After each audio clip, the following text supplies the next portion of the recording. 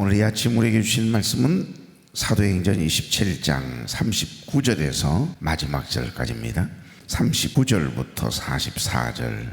날이 쇠매 어느 땅인지 알지 못하나 경사진 해안으로 된 항만이 눈에 띄거늘 배를 거기에 들여다 댈 수 있는가 의논한 후 닻을 끊어 바다에 버리는 동시에 키를 풀어 놓추고 돛을 달고 바람에 맞추어 해안을 향하여 들어가다가 두 물이 합하여 흐르는 곳을 만나 배를 걸매 이 물은 부딪혀 움직일 수 없이 붙고 고물은 큰 물결에 깨어져 가니 군인들은 죄수가 헤엄쳐서 도망할까 하여 그들을 죽이는 것이 좋다 하였으나 백부장이 바울을 구원하려 하여 그들의 뜻을 막고 헤엄칠 줄 아는 사람들을 명하여 물에 뛰어내려 먼저 육지에 나가게 하고 그 남은 사람들은 널조각 혹은 배 물건에 의지하여 나가게 하니 마침내 사람들이 다 상륙하여 구조되니라.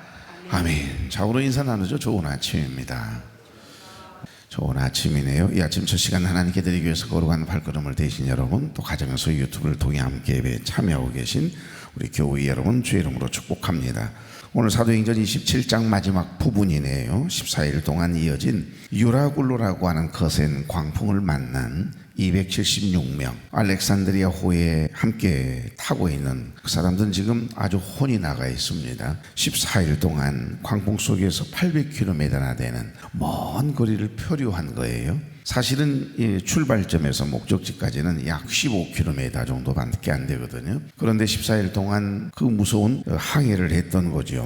알렉산드리아 호가 마침내 멜리데 섬에 가까워져 가는 긴박한 장면을 오늘 본문은 다루고 있습니다. 사도 바울이 메가폰을 들고 선포했던 하나님의 약속하신 그대로 276명을 태우고 표류하던 알렉산드리아 호가 드디어 육지에 다다른 거예요. 이제 멜리데 섬에 다다르게 됐습니다. 여기 멜리데 섬은 지금의 몰타 공화국이라고 그랬습니다. 섬 해안에 이르러서 파도가 곳에 부딪히는 소리가 들리자마자 물의 깊이를 이렇게 재기 시작해요. 선원들이 경험상 이렇게 계속해서 물길을 깊이를 재다 보면 육지가 가까워져 가는 게 느껴지는 것 아니겠어요? 그래서 이렇게 그러니까 수심이 36m 정도 되던 깊이가 바다의 깊이가 27m로 굉장히 빠른 속도로 급격히 얕아지고 있는 겁니다. 그런데 그 순간 사단이 이렇습니다. 어제 아침 본문이었습니다. 30절 보시면 사공들이 도망하고자 하여 이 물에서 닻을 내리는 채하고 거룩배를 바다에 내려놓고늘. 아멘. 이 물은 앞에 선미를 이야기하는 거니까요.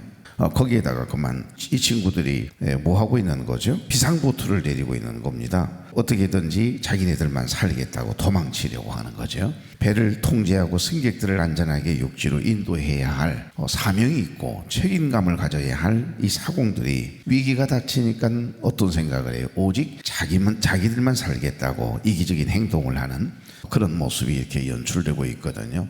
연출이 아니라 직접 자기네들이 맞아 살려고 하는 거죠. 그러니까 극심한 생존 위협을 겪게 되어지면 어떤 인간이라도 사람은 죄성을 가진 인간은 죽음에 대한 두려움이 있거든요. 그 죄성, 죄에 대해서 회개하고 나면 진실함으로 하나님 앞에 회개하고 나면 진짜 죽음이 두렵지 않습니다. 죽는다고 이야기를 간호사가 해도 의사 선생님이 이야기를 해도 철저하게 내 마음이 하나님께로 전 인격이 하나님께로 향해 있을 때는요 죽음에 대한 두려움이 없어요. 하나도 안 두렵더라고요. 가만 놔뒀으면 좋겠어요. 내 영혼이 너무 평안하고 내 영혼이 하늘을 향해서 날아가는데 왜 나를 자꾸 붙잡냐고요. 이상병료 자면 죽어요 하면서 나하고 아무런 상관이 없는 간호장교 여자 중위가 말이죠. 계산해보니까 한 살 나보다 많은 누나였더라고요.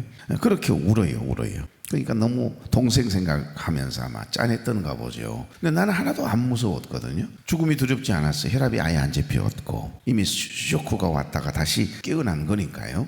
그런데 여러분 이상해요. 혈압이 정상으로 잡히고 일반 병실로 옮겨가자마자 또 죽음을 두려워하고 있는 내 자신을 발견했거든요. 이게 죄성을 가진 인간의 한계예요. 그러니까 목사라도 이런 상황이 만약에 펼쳐진다면 아마 저는 특별히 물에 빠졌다가 두 번이나 다시 올라왔잖아요. 그러니까 이 바닥이 조금 너무 멀어진다, 깊다 생각하면 급히 이 모래사장이 있는 곳으로 빨리 나와요. 마음에 막 불안함이 순간 이렇게 덮치면 얼마나 공포가 이게 치고 들어오는지 모르겠어요. 그래서 이제 폐쇄 공포증, 지하 주차장은 거의 잘 안 갑니다. 특별한 일 외에는. 그런데 여러분 생각해 보십시오. 우리가 터키에 가보면 데린쿠유라고 하는 지하도시가 있습니다. 2만 명 이상 되어지는 그리스도인들이 한 마을이거든요. 그리고 한 마을로 데리고 가더라고요. 그래서 야, 이게 무슨 마을에 데려가나 했더니 카페가 있어요. 그래서 그리 데리고 가서 이제 다 내리라고 해서 내렸어요. 그냥 평범한 평지의 집인데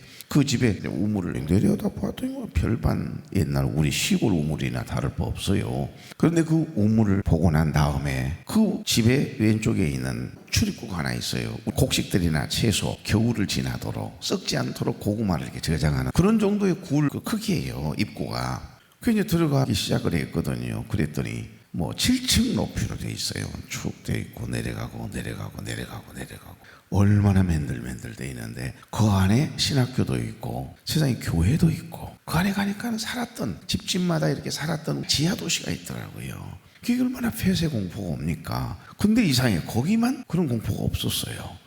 그 기억이 지금도 납니다. 여러분 혹시 터키의 성지순례를 가면 그렇게 믿음을 지키기 위해서 지하도시에 살았던 그리스도인이 살았던 데린쿠유라고 하는 곳, 여러분이 한번 검색을 해서 한번 보십시오. 그러니까 사람이 죽음이라고 하는 이 공포가 딱 다가오면요, 하나님을 철저하게 믿는 믿음을 가진 나도 불안증이 쫙 치고 들어오지 않습니까? 트라우마가 있잖아요. 사람마다 딱 숨이 안 쉬어지고 야, 이러다 죽겠구나라고 하는 불안함이 딱 치고 들어오면 여러분 어떻게 남이 생각이 되겠어요? 내가 일단 좀 살아야 되니까 그 불안함이 그렇게 무서운 겁니다. 얼마나 사공들이 죽음이 두려웠으면 이 밤이 지나가기도 전에 어찌 될까봐 지금 육지가 가까이 다가오고 있다는 걸 알면서도 분명히 배가 잘못 파손되면 우리는 물에 빠질 거고 죽게 될 수 있다라고 하는 불안함, 바울의 말을 끝까지 믿지 못하고 자기네들끼리 살겠다고 이 선원들이 세상에 사람들을 비상보트로 내려가지고 그 육지에 지금 다 살려야 될 그 사명 책임감을 가지고 있는 전문가들 아닙니까? 그런데 그들이 밤새 몰래 도망을 치려 했다는 거, 배를 통제하고 승객들을 안전하게 육지로 인도해야 할 책임을 가진 사공들이 위기가 닥치자 오직 나만 살겠다고 이기적인 행동을 했다라고 하는 말씀 어제 아침 우리가 함께 나누었습니다. 그러니까 누구든 죄성을 가진 인간은 극심한 생존 위협을 느끼게 될 때, 그럴 때 지속적인 생명의 위협을 14일 동안 받았잖아요. 그러면 순간 우리에게 일어나는 심리현상 중에 하나가 뭐라고 그랬습니까? 뇌의 고동사고의 영역이 마비되는 현상이에요. 이성을 잃어버리게 돼요. 도덕도 아무런 나에게는 의미가 없습니다. 내가 감당해야 될, 나보다는 다른 사람들을 구조해야 할 그 사명, 책임감도 마비가 돼버린다는 거죠. 그래서 생존을 감당하는 편도체가 뇌를 지배하게 되는 심리적인 퇴행을 가져온다. 심리학적인 이야기를 어제 아침 함께 나누었습니다. 오직 자신만을 순간 보호하려고 하는 원초적인 이기심만 남게 됐을 때 사공들처럼 자기만 생각하는 거예요. 결코 남을 나보다 낫게 여기는 법이 없이 나만 생각하는 거, 그것은 내가 혹이라도 저 사람보다도 낮아질까봐 불안한 겁니다. 우리 인생 가운데 늘 그런 경험들이 있지 않습니까? 그래서 사공들이 거룩배를 타고 도망치려 한 거지요. 고로 그들이 악해서라기보다는, 그들이 양심이 없어서라기보다는 두려움에 압도된 인간이 보이는 전형적인 심리적 생존 기제가 발동했다. 그리고 무엇보다도 아까 말씀을 드렸던 것처럼 순간 특별히 우리 뇌의 고동사고의 영역이 갑작스러운 그 죽음의 공포 속에 딱 순간 마비가 됐다. 이리 생각하면 그들의 행동 또한 우리가 이해할 수 있지 않겠습니까? 사실 우리 안에도 이렇게 위기의 순간이 오면 하나님을 신뢰하고 믿었던 그 믿음이 순간 흔들릴 때가 있거든요. 근데 하나님의 은혜가 딱 덮이면 하나님께서 그 불안해하고 염려하고 걱정하고 두려워하던 내 마음을 우리가 기도하고 나면 어때요? 마음이 편안해지고 담대해지는 게 경험되지 않나요? 그래서 기도하는 것 아닙니까? 나만 그러나? 여러분 그런 경험 없어요? 그렇게 염려되고 이 자식 걱정하고 막 난리가 났어요. 그런데 도저히 마음이 불안해서 너무 염려가 되고 걱정이 돼서 두려움이 막 엄습해 와서 집에 있을 수가 없어가 그냥 불이 나게 그냥 택시를 타고 오든 걸어오든 교회 와서 한판 탁 기도하고 나면 어때요? 살 것 같지 않아요? 위기의 순간이 오면 다 그래요. 그런데 믿음의 주여 또 온전케 하시닌 예수 그리스도만 딱 바라보면, 하나님의 은혜가 딱 덮으면 그렇게 서운하고 속상했던 감정 그거 아무것도 아니더라고요. 보니까 안개처럼 밀려가요. 녹아지거든요. 그럼요. 그래서 모든 인간은 주의 십자가의 은혜가 필요한 것입니다. 죄성을 가진 인간에게는 여러분 이런 하나님의 특별한 은혜가 늘 필요해요. 그래서 기도하는 겁니다. 여러분 마음에 불안함이 찾아올 때, 죽음에 대한 공포가, 어떤 이 사업에 대한, 자녀들에 대한, 건강에 대한 두려움이 순간 엄습이 옵니다. 한번 검사를 하는데 보통 때는 의사 선생님이 뭐 초음파를 하든 뭐 하든 그냥 지나가는데 아무 말 없이 시간이 자꾸 딜레이가 되면 어때요? 마음에 불안함이 와요, 안 와요?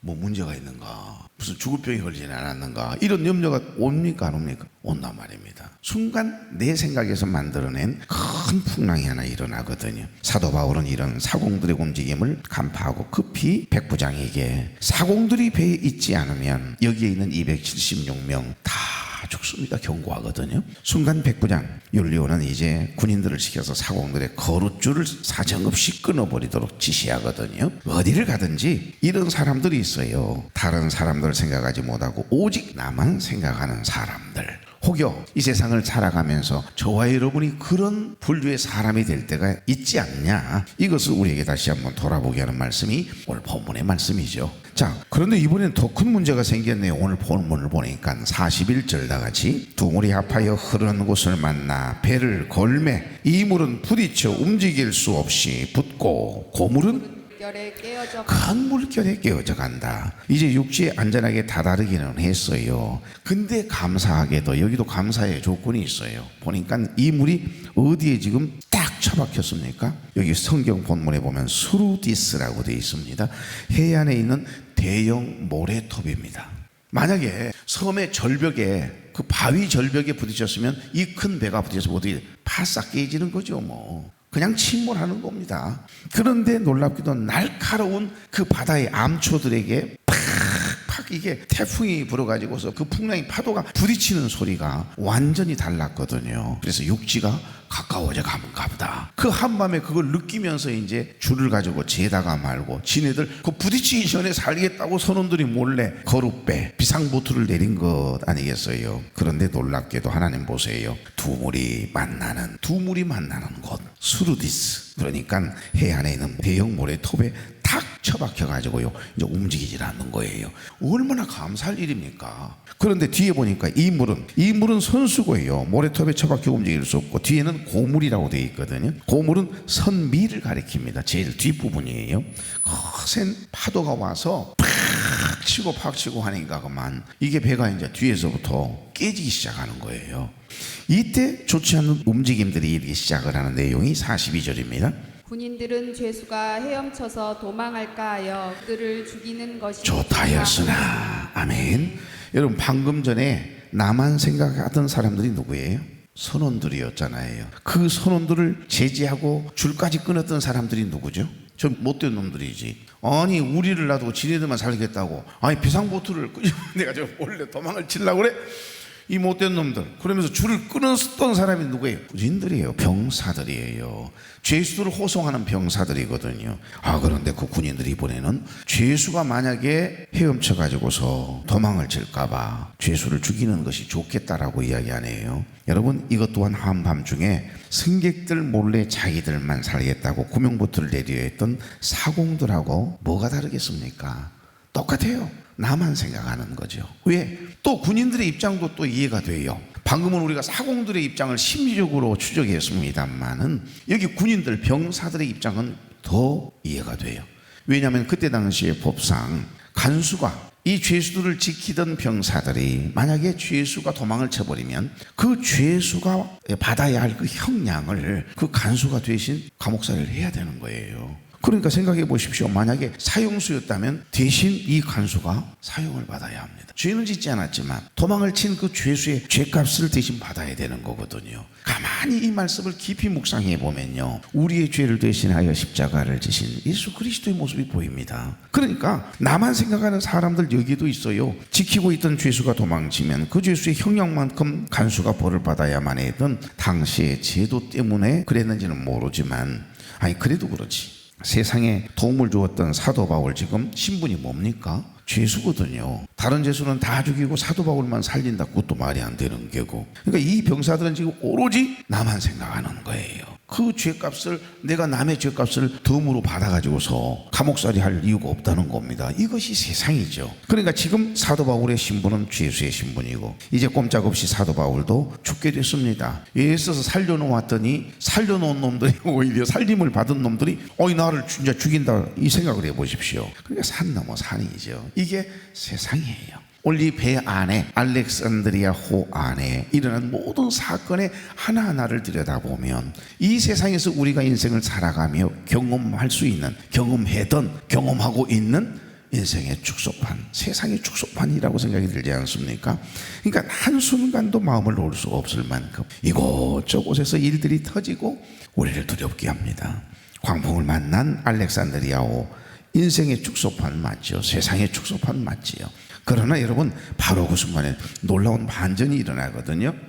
이 움직임을 보고 백부장 율리오는요, 하나님의 사람 바울 한 사람을 살리기 위해, 성경이 그렇게 구체적으로 기록해 놓았어요. 바울을 살리기 위해서입니다. 그러니까 백부장의 마음에도 이것들이 도망을 치면 우리가, 여러분 생각해 보십시오. 이 죄수들을 전체 호송하고 가던 이 장교는 책임자는 백부장이에요. 이 중대장이 가장 큰 무거운 책임을 져야 되거든요. 그러니까 사실은 이 병사들이 지금 말하고 있는 이 내용은 사실 백부장의 마음에도 동일한 생각입니다. 그런데 그 순간, 아니지, 생명의 구원의 은혜를 입었는데 저 하나님의 종, 하나님을 믿는 사도 바울을 통해 우리가 여기까지 살아왔는데, 그 생각을 하면서였는지 모르지만 하나님의 사람 바울 한 사람을 살리기 위해서 모든 죄수를 살리기로 결정을 하거든요.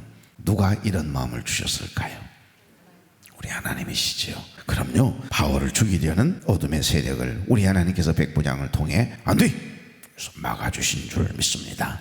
자, 오늘 43절 44절, 백부장이 바울을 구원하려 하여 그들의 뜻을 막고 헤엄칠 줄 아는 사람들을 명하여 물에 뛰어내려 먼저 육지에 나가게 하고, 44절, 그 남은 사람들은 널조각 혹은 배 물건에 의지하여 나가게 하니 마침내 사람들이 다 상륙하여 구조되니라. 아멘. 276명, 하나님이 약속했던 대로 단 한 사람의 생명도 해하지 않고 다 구원받은 줄로 믿습니다.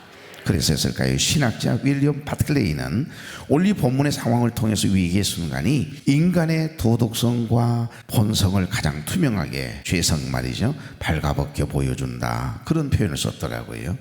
그런 것 같아요. 사공들이 몰래 거룩배를 내리려 했던 이 이기심에 대해서 나만 생각했던 이 군인들이 책임을 면하기 위해서 죄수들을 살해하려 한 이 음모는 환란의 때가 이를 때 이기심이라고 하는 이 모래톱 위에 세워진 인간의 연약함, 이 죄성을 고스란히 드러내고 있다라고 하는 말씀이 오늘 이 말씀을 통해서 증언되고 있다는 거예요. 그렇게 표현해 놓았어요. 존 칼빈이나 매튜엘이라고 하는 성경 주석가는요, 이 본문을 보면서 어떤 곳에 집중을 했냐면, 보이지 않는 배 위에서 끊임없이 눈동자, 시선을 떼지 못하시고 배 위에서 역사하신 분이 계시다. 그분이 하나님이시다.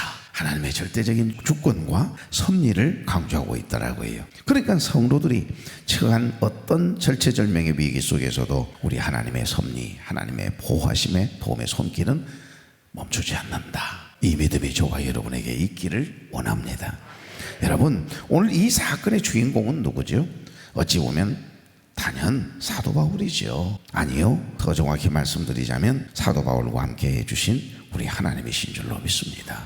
바울 한 사람 때문에 가장 큰 은혜를 입은 사람들이 누구일까요? 자, 선장, 선주, 그 다음에 백부장, 병사들, 그 다음에 선원들, 그 다음에 죄수들 나오잖아요. 이 여러 분류의 사람 중에 가장 큰 생명의 은혜를 입은 사람들은 누굴까요? 죄수들입니다. 죄인된 우리 주님께서 피 흘려 죽으심으로 인하여 우리의 죄값을 대신하여 고통을 당하시고 그 두려움 가운데 큰 인생의 큰 풍랑을 만난 거잖아요. 왜? 인간의 몸을 입고 이 땅에 오셨잖아요. 오죽했으면 엘리 엘리 라마 사박다니, 나의 하나님 어찌하여 나를 버리시나이까. 겟세마네 동산에서는 이 잔을 좀 바꿔줄 수는 없습니까 하면서 그렇게 여러분 땀방울이 빗방울이 되도록 기도하셨던 주님의 마음, 그 공포가, 그 두려움이 있었다는 이야기거든요. 왜? 신성도 가지고 계시지만 인성도 가지고 계셨으니까. 그러니까 온몸으로 그 불안함과 두려움을 온몸으로 다 체득하시면서 우리 모든 죄인된 우리를 구원하시기 위해 여러분 생명을 내던지셨던, 십자가 위에 피 흘려 물과 피를 다 쏟으셨던 우리 주님을 연상케 하지 않습니까? 만약 바울이 없었다면 나머지 죄수들은 다 죽었을 거예요. 죄수들인데요. 그러니까 바울에게 생명의 은혜를 입은 겁니다. 여러분, 인생의 풍랑을 만나면 돈이 무슨 소용이 있겠어요? 건강을 잃으면 생명을 잃게 되었는데 물질이 무슨 의미가 있고 명예가 권세가 무슨 소용이 있겠습니까? 오직 살아남아야만 한다는 생명의 문제, 이 구원의 문제에만 관심이 있었던 그들에게 적어도 사도 바울은 은인이죠. 사도 바울 때문에 도망을 치지 않았을 거예요. 사도 바울 때문에 로마까지 호송되는 동안 도망칠 마음을 내려놓았을 거예요. 내 생각이에요. 그러니까 사도 바울이 믿는 하나님을 그들도 당연히 믿었을 거고요. 그러니까 삶의 위기가 바울에게는 도리어 전도의 기회가 된 줄로 믿습니다.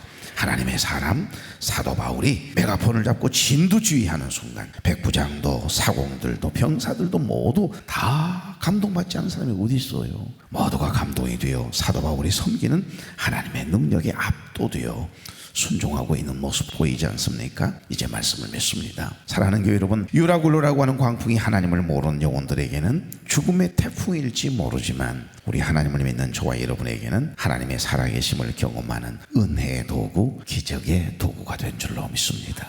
저와 여러분의 인생에도 크고 작은 원치 않는 이런 유라굴로라고 하는 태풍이 불어올 때가 있거든요. 풍랑을 만난 알렉산드리아 호에 타고 있는 수많은 사람들의 그 불안함과 공포를 경험할 수도 있고요. 그야말로 세상의 축소판입니다. 인생의 풍랑이 일어날 때 삶의 위기가 도리어 주님의 능력을 경험하는 복된 기회임을 믿고 사도 바울처럼 오직 믿음으로, 저와 여러분도 메가폰을 잡고 믿음으로 나는 하나님을 믿노라, 하나님의 하신 말씀을 나는 믿노라, 이 고백이 저와 여러분의 고백 되기를 바랍니다.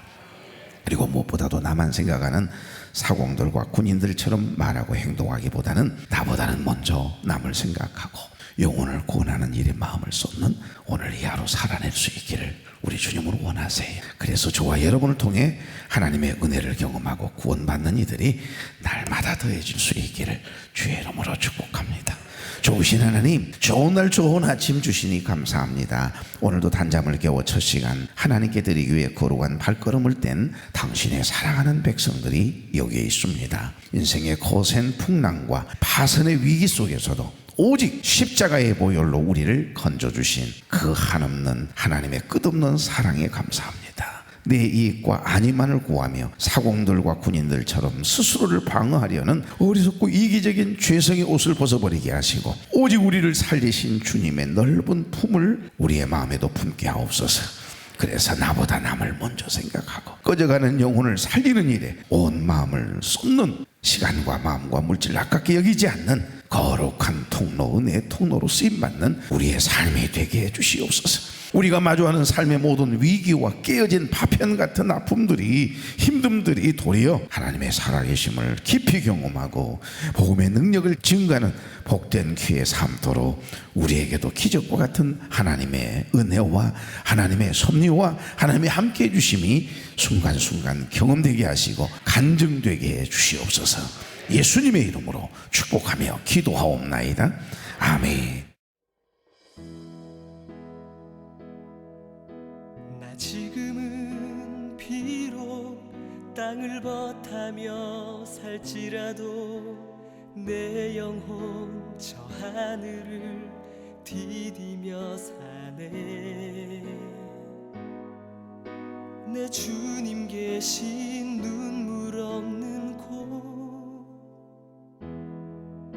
저 하늘에 숨겨둔 내 소망 있네. 보고픈 얼굴들, 그리운 이름들 많이 생각나. 때론 가슴 터지도록 기다려지는 것.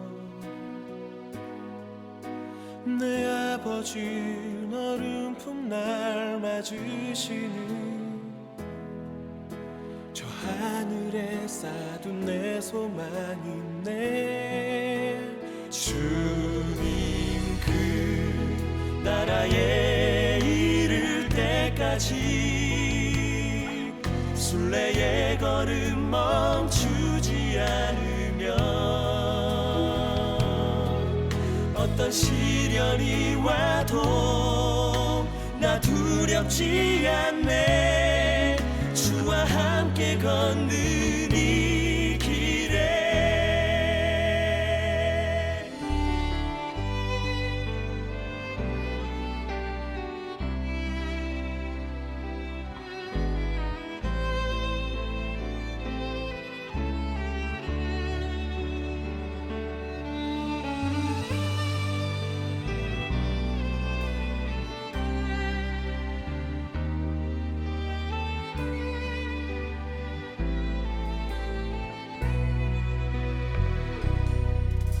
나 지금은 비록 땅을 벗하며 살지라도 내 영혼 저 하늘을 디디며 사네.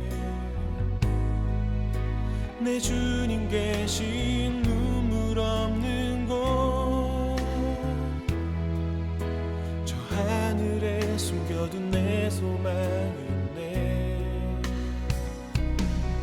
보고픈 얼굴들 그 이름들 나만이 생각나. 때론 가슴 터지도록 기다려지는 곳 내 아버지 너른 품날 맞으시는 저 하늘에 쌓은 내 소망이 있네. 주님 그 나라에 이를 때까지 순례의 걸음 멈추지 않으면 어떤 시련이